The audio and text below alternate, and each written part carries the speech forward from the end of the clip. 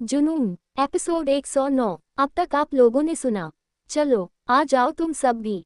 तो पांचों सहेलियां अपनी गर्दन हाँ में हिला देती हैं। सबसे पहले रेणुका गोद भराई करती है, उसके बाद शालिनी और फिर उसके बाद काजल, और फिर मन्नत गोद भराई करने के लिए जाती है। लेकिन जैसे ही मन्नत स्वर को तिलक करने वाली होती है, कोई मन्नत का हाथ पकड़ लेता है। मन्नत उस दिशा में देखती है जहां पर एक औरत खड़ी थी जिसने मन्नत का हाथ पकड़ रखा था। मन्नत उस औरत को देखती है तो मन्नत के मुंह से निकलता है, अर्चना दी। अब आगे मन्नत मुस्कुराकर बोलता है, अर्चना दीदी आप यहाँ कैसी है आप, और आप अगर काशी में ही थी तो आप घर क्यों नहीं आई। अर्चना अपने चेहरे पर कड़वी मुस्कान लाकर होती है, रामदुलारी काकी मुझे आपसे ये उम्मीद नहीं थी। स्वर भाभी को इतने समय बाद कोई खुशी मिल रही है और वो भी इतनी मन्नतों के बाद, और आप इतना बड़ा अपशगुन करने जा रही हूँ। सभी लोग अर्चना को सवालिया नजरों से देखने लगते हैं और मन्नत भी अर्चना को सवालिया नजरों से देख रही थी। अर्चना अपने चेहरे पर कड़वाहट लाकर बोलती है, एक बांझ के हाथों से आप गोद भराई की रस्म करवा रही हैं। अब देखिए ना, इसकी सहेलियां भी यहाँ पर आई हुई है, और जितनी भी सहेलियां इसकी शादीशुदा हैं सभी के पास कोई ना कोई बच्चा है, और जबकि इसकी सहेलियां की शादी इसके तो काफी समय बाद हुई है। और जहाँ तक मुझे याद है मन्नत की शादी को तकरीबन 5 साल हो चुके हैं। अर्चना की बात सुनकर ना चाहते हुए भी मन्नत की आंखों में आंसू आ जाते हैं। तभी स्वरा बोलती है, ये तुम कैसी बातें कर रही हो अर्चना, मन्नत तुम्हारी बहन है और तुम अपनी ही बहन के बारे में इस तरह की बातें कर रही हो। और रही तुम्हारी बात की मन्नत की शादी को 5 साल हो चुके हैं लेकिन अभी तक मन्नत को कोई बच्चा नहीं हुआ, तो मैं तुम्हें याद दिला दूं अर्चना, मेरी भी शादी को 8 साल हो चुके हैं और अब जाकर मुझे कोई बच्चा हुआ है। और अभी मन्नत की उम्र ही क्या है, मन्नत की जब शादी हुई थी तो मन्नत बहुत ही कम उम्र की थी, और अभी मन्नत की सही उम्र है माँ बनने की। आज नहीं तो कल मन्नत भी बच्चा कंसीव कर ही लगी। अर्चना मन्नत की तरफ देखकर मन्नत का मजाक उड़ाते हुए बोलती है, बच्चा तो तब पैदा करेगी ना जब उसका पति इसमें कोई इंटरेस्ट दिखाएगा। इसका पति तो वैसे ही किसी दूसरी औरत के चक्कर में पागल है। शादी के 4 साल तक तो उसके पति ने इसका चेहरा तक नहीं देखा था। स्वरा, तो ये पति पत्नी के बीच की बात है, इसमें तुम्हें बोलने का कोई हक नहीं है। तुम्हें तो अपनी बहन के लिए दुआ करनी चाहिए, उसे दुआ देनी चाहिए कि तुम्हारी बहन की भी जल्द से जल्द गोद भर जाए, उसके आंगन में भी बच्चे की किलकारियां गूंजे। तभी अर्चना गुस्से में चिल्लाकर बोलता है, दुआ तू, दुआ मांगू मैं, इसके लिए दुआ मांगू मैं इसे बद्दुआ देती हूँ। इसने मेरी पूरी जिंदगी बर्बाद कर दी, इसकी वजह से मुझे मेरा प्यार नहीं मिला, इसकी वजह से मेरा घर टूट गया, इसकी वजह से मेरी शादीशुदा जिंदगी बर्बाद हो गई, और आप कहती हैं कि मैं इससे दुआ दूं। मैं इससे बद्दुआ देती हूँ जैसे इसकी वजह से मेरा घर बर्बाद हो गया। मेरी शादीशुदा जिंदगी बर्बाद हो गई ना, इसकी जिंदगी भी बर्बाद होगी। ये भी रोएगी, चिल्लाएगी, तड़पेगी मेरी तरह।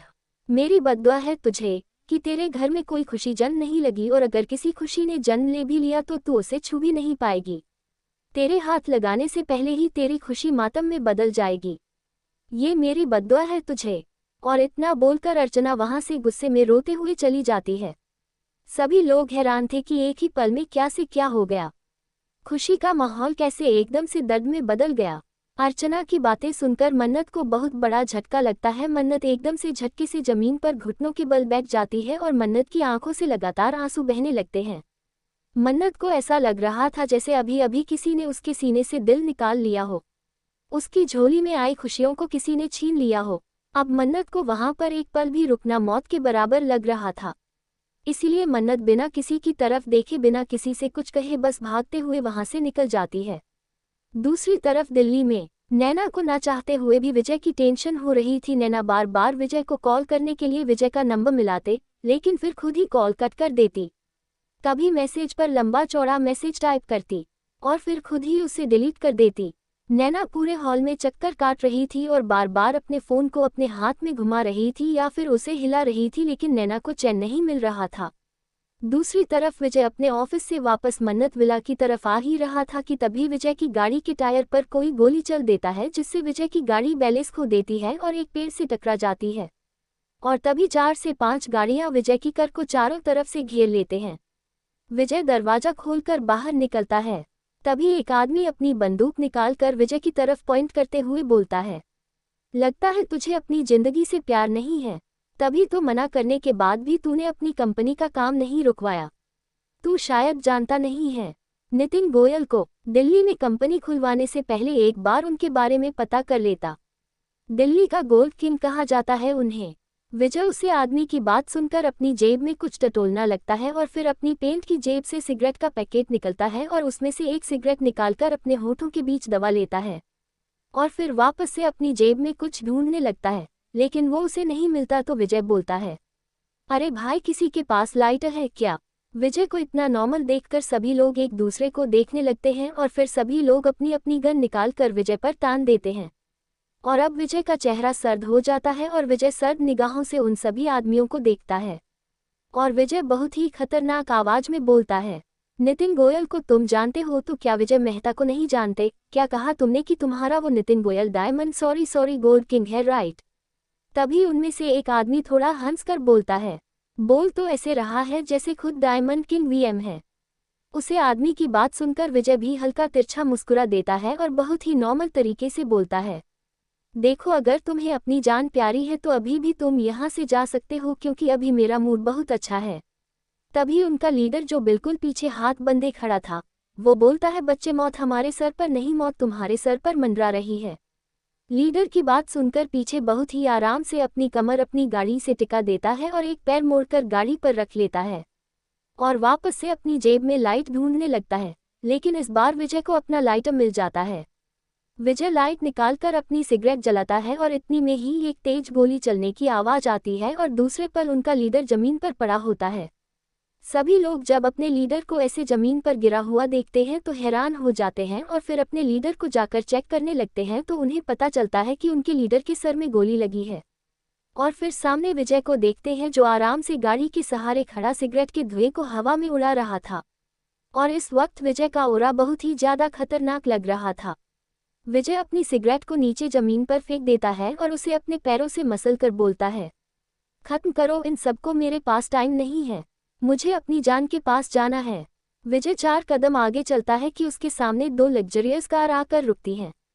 पीछे वाली कार से एक बॉडीगार्ड जल्दी से बाहर निकलता है और विजय को ग्रेड करते हुए अपना सर झुका लेता है और दूसरी गाड़ी का दरवाजा खोल देता है।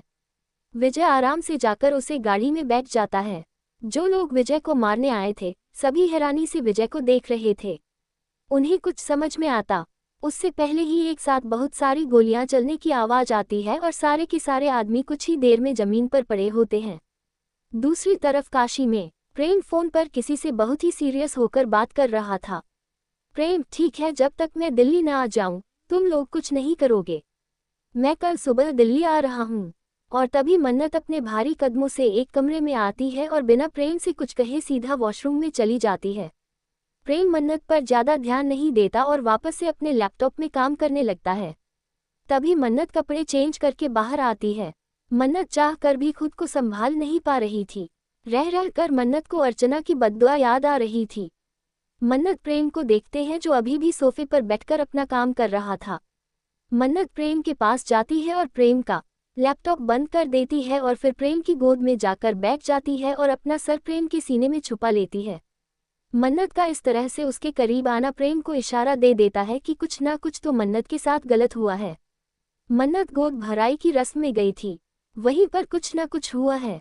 प्रेम मन्नत को अच्छे से अपनी गोद में एडजस्ट कर लेता है और फिर बहुत ही प्यार से मन्नत को सहलाने लगता है।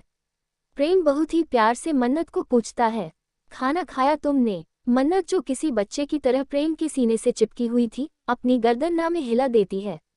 प्रेम अपना फोन नहीं करता है और एक मैसेज किसी को सेंड कर देता है।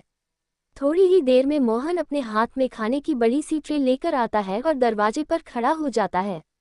प्रेम, अंदर आ जाओ। मोहन खान की ट्रे को लेकर अंदर आ जाता है, लेकिन मोहन प्रेम और मन्नत की तरफ नहीं देखा, लेकिन फिर भी मोहन को पता चल जाता है कि मन्नत प्रेम की गोद में बैठी हुई है। मोहन खाने की ट्रे को टेबल पर रख देता है और बिना कुछ रिएक्ट करे कमरे से चला जाता है। प्रेम अपने हाथों से मन्नत को खाना खिलाने लगता है। मन्नत को भी इस पल सुकून चाहिए था जो उसे प्रेम के सीने से लगकर मिल रहा था। मन्नत भी चुपचाप खाना खा लेते हैं। खाना खिलाने के बाद प्रेम मन्नत को अपनी गोद में उठा लेता है और उसे बिस्तर पर ले आता है और प्रेम मन्नत को अपनी बाहों में लेकर बिस्तर पर लेट जाता है। मन्नत किसी बंदर के बच्चे की तरह प्रेम से चिपकी हुई थी, जैसे कि अगर एक पल के लिए भी उसने प्रेम को छोड़ा तो प्रेम कहीं चला जाएगा। प्रेम मन्नत की पकड़ को अच्छे से महसूस कर रहा था। प्रेम एक हाथ से मन्नत की कमर को धीरे धीरे सहलाने लगता है और फिर थोड़ी ही देर में मन्नत प्रेम की बाहों में सुकून की नींद की आगोश में चली जाती है। ये इश्क भी बड़ा जालिम है यार, सुकून भी उसी की बाहों में मिलता है जो इस दिल का कातिल होता है। एपिसोड 110। अब आगे। लेकिन प्रेम की आंखों में नींद का एक कतरा भी नहीं था। प्रेम को कुछ ही देर में अपने सीने पर मन्नत की धीमी धीमी लेकिन भरी सांस महसूस होने लगती है। प्रेम बहुत ही आराम से मन्नत को खुद से अलग करता है और आराम से मन्नत को बिस्तर पर लेट देता है और उसे ब्लैंकेट उड़ा देता है और फिर अपना फ़ोन लेकर बालकनी में आ जाता है। प्रेम अपने फ़ोन में एक वीडियो प्ले करता है। ये वीडियो गोद भराई की वीडियो थी। जैसे जैसे वीडियो चल रही थी वैसे वैसे प्रेम की पकड़ फ़ोन पर कश्ती जा रही थी और अर्चना का बोला गया हर एक शब्द प्रेम को डेविल बनने के लिए मजबूर कर रहा था। दरअसल मन्नत के मंगलसूत्र में एक बहुत सा छोटा कैमरा था जो मन्नत को भी नहीं पता था और प्रेम ने मन्नत को 2 कंगन भी उसके हाथों में पहनाए थे और उसे बोला था कि इन कंगनों को कभी न उतरे और उन कंगन में माइक फिट था। जब मन्नत को जहर दिया गया था उसी के बाद प्रेम ने मन्नत की सेफ्टी के लिए ये सब कुछ किया था। पूरी वीडियो देखने के बाद प्रेम किसी को फ़ोन करता है और अपनी बात समझकर फ़ोन कट करके अपनी जेब में वापस रख देता है और फिर अपने दोनों हाथ रेलिंग पर रखकर रेलिंग को कसकर पकड़ लेता है और आसमान में देखते हुए बोलता है, मेरी जान की आंखों में आंसू तुम्हारी वजह से आए हैं। अब इसकी कीमत तो तुम्हें चुकानी पड़ेगी। पहले तुम्हारे पति ने मेरी जान के बारे में गंदा सोचा था तो वो कोमा में चला गया और उसके बावजूद भी तुम्हारी इतनी हिम्मत कि तुमने मेरी जान को रुलाया। ये तुमने अच्छा नहीं किया। अब जो होगा वो तुम्हारी गलती की वजह से होगा। दूसरी तरफ दिल्ली में नैना बेचैनी से हॉल के चक्कर काट रही थी और बार बार दरवाजे की तरफ देख रही थी। नैना को इतना बेचैन देखकर चंपाबाई नैना के पास आते हैं। क्या हुआ बेटा, तुम परेशान लग रही हो? विजय बेटे से तुम्हारा कोई झगड़ा हुआ है क्या? चंपाबाई की बात सुनकर नैना जो कितनी देर से खुद को संभाल रही थी वो एकदम से टूट जाती है और चंपाबाई के गले लग जाते हैं और अपने भरे गले से बोलता है, आंटी जब वो यहाँ से गए थे तो उन्हें किसी का धमकी भरा फ़ोन आया था और इतनी देर हो गई है, अभी तक नहीं आए हैं। मेरा दिल बहुत घबरा रहा है आंटी, मैं क्या करूं? ना चाहते हुए भी दिमाग में अजीब अजीब से ख्याल आ रहे हैं। चंपाबाई नैना की कमर को सहलाते हुए बोलती है, ऐसा कुछ नहीं होगा बेटा, सब ठीक है। तुम बेवजह परेशान हो रही हो। आज काम ज़्यादा होगा उनका ऑफिस में, इसीलिए थोड़ी देरी हो गई है। तुम देखना कुछ ही देर में आ जाएंगे तुम्हारे पति। और तभी विजय अपने कोट को अपने हाथ में लेकर अंदर आता है। नैना की पीठ विजय की तरफ थी जिसे नैना विजय को नहीं देख पाती, लेकिन चंपाबाई विजय को अंदर आते हुए देख लेते हैं और फिर मुस्कुराकर नैना को बोलते हैं, लो आ गए तुम्हारे पति परमेश्वर। मैंने कहा था ना वो कुछ ही देर में आ जाएंगे, लेकिन तुम बिना वजह ही परेशान हो रही थी। चलो रोना बंद करो। विजय थोड़ा दूरी पर था और चंपाबाई ने भी ये बात बहुत धीरे से बोली थी जिसे विजय सुन नहीं पाया था। नैना चंपाबाई से अलग होती है और पीछे मुड़कर देखती है तो विजय अपने हाथ में को लेकर अंदर आ रहा था, जिसे देखकर नैना जल्दी से अपने आंसू छुपा लेती है और खुद को एकदम नॉर्मल कर लेती है। हालांकि विजय को सही सलामत देखकर नैना के दिल को बहुत सुकून मिला था, लेकिन नैना ये बात विजय को जाहिर नहीं करना चाहती। विजय नैना के पास आता है और नैना के हाथ में अपना कोट पकड़ा कर बोलता है, जान बहुत तेज भूख लगी है, तुम जल्दी से खाना लगाओ, मैं फ्रेश होकर आता हूँ। इतना बोलकर विजय अपने कमरे की तरफ जाने लगता है तो नैना विजय का हाथ पकड़कर विजय का कोट उसके हाथ में देते हुए बोलती है, कमरे में जा रहे हैं ना आप, तो ये कोट भी अपने कमरे में रख देना। और मुझे भी बहुत नींद आ रही है तो घर में बहुत सारे सर्वेंट हैं जो आपके लिए खाना लगा देंगे, मैं चली सोने। इतना बोलकर नैना अपने कमरे की तरफ जाने लगती है और विजय गुस्से से नैना को जाते हुए देखता रह जाता है और नैना अपने कमरे में चली जाती है। तभी चंपाबाई विजय को बोलते हैं, बेटा आप फ्रेश होकर आ जाए, मैं आपके लिए खाना लगा देता हूँ। विजय अपने चेहरे पर एक दर्द भरी मुस्कान लाकर बोलता है, रहने दीजिए काकी, जब मेरी बीवी को ही मेरी परवाह नहीं है तो आप ही क्यों मेरी इतनी परवाह कर रही है। इतना बोलकर विजय बिना चंपाबाई की बात सुन अपने कमरे में चला जाता है। नैनो का इस तरह से विजय को बार बार इग्नोर करना विजय के दिल को बहुत ज़्यादा दुख आ रहा था। विजय अपने कमरे में आने के बाद वॉशरूम में जाता है और फ्रेश होकर अपने नाइटवेयर पहन लेता है। विजय अपनी कपबोर्ड में से एक वाइन की बोतल निकलता है और उसे लेकर बालकनी में आ जाता है और डायरेक्टली वाइन की बोतल को ही अपने होठों से लगा लेता है और फिर आसमान में देखते हुए बोलता है, मुझसे क्या प्रॉब्लम है आपको? पूरे संसार में आपको मैं ही दिखाई देता हूँ। क्या कमी है मुझ में? ना जाने कितनी लड़कियां मुझ पर फिदा है, लेकिन जिसे मैं पसंद करता हूँ, मैं प्यार करता हूँ, वो लड़की मुझसे मुंह मोड़ लेती है। वही लड़की मुझसे दूर चली जाती है। क्यों? कल तक मेरी बीवी मुझसे बहुत प्यार करती थी।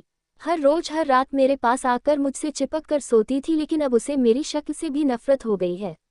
आखिर चाहते क्या हो आप? सिंगल मर जाऊं मैं किसी से प्यार ना करूं, मेरा वंश आगे ना बढ़े, मैं अपने बच्चों को ना खिलाऊं। क्यों मेरी लव लाइफ की आपने वॉट लगा रखी है? विजय पूरा नशे में धुत हो चुका था। विजय को कोई होश नहीं था कि नशे में वो क्या बोले जा रहा है। और ऐसे ही अपना गुस्सा निकालने के बाद विजय बालकनी में ही सो जाता है। अगली सुबह काशी में मन्नत की आंखें अपनी समय पर खुल जाते हैं, और जब मन्नत अपनी आंखें खोलता है तो प्रेम का हैंडसम चेहरा उसके सामने होता है। प्रेम भी मन्नत के मासूम से चेहरे को देख रहा था। गुड मॉर्निंग पतिदेव, आप आज जल्दी उठ गए। प्रेम मन्नत के होठों को चूम कर बोलता है। हाँ वाइफी, क्योंकि आज हम वापस दिल्ली जा रहे हैं, तो जल्दी से तैयार हो जाओ और अपना सामान पैक कर लो।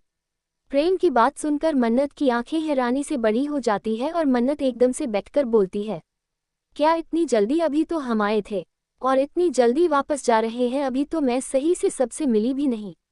प्रेम भी बिस्तर से खड़ा होता है और मन्नत के माथे को चूम कर बोलता है, मुझे जरूरी काम है भाई से, इसीलिए हमें वापस जाना होगा। मन्नत मुंह बनाकर बोलती है, आपको जरूरी काम है तो आप जाइए, मुझे क्यों लेकर जा रहे हैं? मुझे अभी नहीं आना, मैं ना अगले महीने आ जाऊंगी। प्रेम जो वॉशरूम में जा रहा था, मन्नत की बात सुनकर रुक जाता है और फिर गुस्से में मन्नत की तरफ देखकर बोलता है, क्या कहा तुमने? मन्नत जब प्रेम के चेहरे पर गुस्सा देखी है तो जल्दी से हड़बड़ा कर बोलता है, कु छा कुछ भी तो नहीं, मैं सामान पैक करती हूँ। प्रेम ऐसे ही गुस्से में मन्नत को देखते हुए वॉशरूम चला जाता है, और जब प्रेम वॉशरूम का दरवाजा बंद करता है, मन्नत एक राहत की सांस लेती है। इन्हें किसी को मारने के लिए गन की जरूरत नहीं है, आंखें ही काफी है। इतना बोलकर मन्नत भी बिस्तर से उठ जाती है। दूसरी तरफ दिल्ली में नैना डाइनिंग टेबल पर बैठकर अपना ब्रेकफास्ट कर रही थी। तभी विजय अपने हाथ में लैपटॉप का बैग लिए बाहर जाने लगता है, तो चंपाबाई विजय को रोकते हुए बोलती हैं, अरे बेटा कहाँ जा रहे हो? नाश्ता तो करते जाओ, तुमने रात में भी खाना नहीं खाया था। चंपाबाई की बात सुनकर नैना जो सैंडविच खा रहे थे, उसके हाथ रुक जाते हैं और विजय नैना को देखते हुए बोलता है, रहने दीजिए काकी, मैंने रात में भी आपको बोला था, जब मेरी बीवी को ही मेरी परवाह नहीं है तो आप मेरे लिए क्यों परेशान हो रहे हैं? और हाँ, आप मेरी बीवी को बता देना कि थोड़ी बहुत देर में उनका भाई आ जाएगा, और मैंने अपना सामान पैक करके रूम में रख दिया है, शाम को मेरा असिस्टेंट आएगा तो आप मेरा सामान उसे दे दीजिएगा। अब मैं पूरी तरह से ठीक हो गया हूँ, तो मैं अब अपने फ्लैट पर ही रहूँगा। विजय ने सारी बातें नैना को देखते हुए ही बोली थी, और इतना बोलकर विजय वहाँ से चला जाता है। लेकिन विजय की बातें सुनकर नैना का दिल बेचैन हो जाता है। नैना कंफर्म करने के लिए विजय के कमरे में जाते हैं, तो वहां पर दो बड़े बड़े बैग दिखाई देते हैं, जिससे नैना समझ जाती है कि विजय सच में ही मन्नत विला छोड़कर जा रहा है। दूसरी तरफ काशी में मन्नत की आंखें नम हो गई थी। मन्नत तो चारों तरफ देखकर अपनी सारी यादें अपनी आंखों में भर रही थी। मन्नत मोहन से गले मिलती है और फिर योगेश से गले मिलती है। योगेश मन्नत के सर पर हाथ रखकर बोलता है, खुश रहना, और अगर कोई भी परेशानी हो तो अपने भाई को जरूर याद करना। मन्नत बस मुस्कुरा कर हाँ मैं अपनी गर्दन हिला देती है। उसके बाद मन्नत अपनी ममता बुआ जी के गले लगाती है। खुश रहना बेटिया, और कल की बातों को ज्यादा दिल पर मत लगाना, ठीक है? मन्नत फिर से अपनी गर्दन हाँ में हिला देती है, और फिर मन्नत अपने दादू के पास जाती है, और अपने दादू को देखकर मन्नत कंट्रोल नहीं कर पाती और मन्नत की आंखों से आंसू बह जाते हैं और मुंह से भी हल्की सिसकी निकल जाती है। दादू कुछ नहीं बोलते, बस मन्नत को अपने सीने से लगा लेते हैं, क्योंकि आंखें तो दादू की भी नम हो गई थी, आंसू तो उनकी आंखों में भी थे। लेकिन दादू खुश थे कि इतना कुछ बर्दाश्त करने के बाद फाइनली उनकी लाडो अब खुश थी। उसका पति उसके साथ था। दादू मन्नत को खुद से अलग करते हैं और मन्नत का हाथ पकड़कर प्रेम के पास जाते हैं, और फिर दादू मन्नत का हाथ प्रेम के हाथ पैर रखते हुए प्रेम से बोलते हैं, मन्नत मेरे बेटे की आखिरी निशानी है मेरे पास, इसका ख्याल रखना, अगर इससे कोई गलती हो जाए नादान समझकर माफ कर देना। ये बोलते हुए दादू प्रेम के आगे हाथ जोड़ देते हैं और प्रेम जल्दी से दादू के हाथों को पकड़कर बोलता है, आपके बेटे की निशानी मेरी जान है, और रही बात गलतियों की, जितनी बड़ी गलतियां आज तक मैंने की है, उससे ज्यादा बड़ी कोई गलती हो ही नहीं सकती। लेकिन उसके बावजूद भी वाइफी मुझे इतना प्यार करती है, मेरे लिए यही काफ़ी है। और फिर सभी लोग हवेली के पीछे वाले मैदान में आते हैं जहाँ पर एक चौपर खड़ा था, और गांव की आधे से ज़्यादा भीड़ वहाँ पर आए हुई थी, क्योंकि गांव के लोग पहली बार चौपर को इतने करीब से देख रहे थे। गांव में से किसी ने भी आज तक कभी प्लेन से ट्रैवलिंग नहीं की थी, और उनके गांव में चौपर आना उनके लिए बहुत बड़ी बात थी। और फिर प्रेम और मन्नत चौपर में बैठकर दिल्ली के लिए निकल जाते हैं। आगे की स्टोरी के लिए कमेंट कीजिए।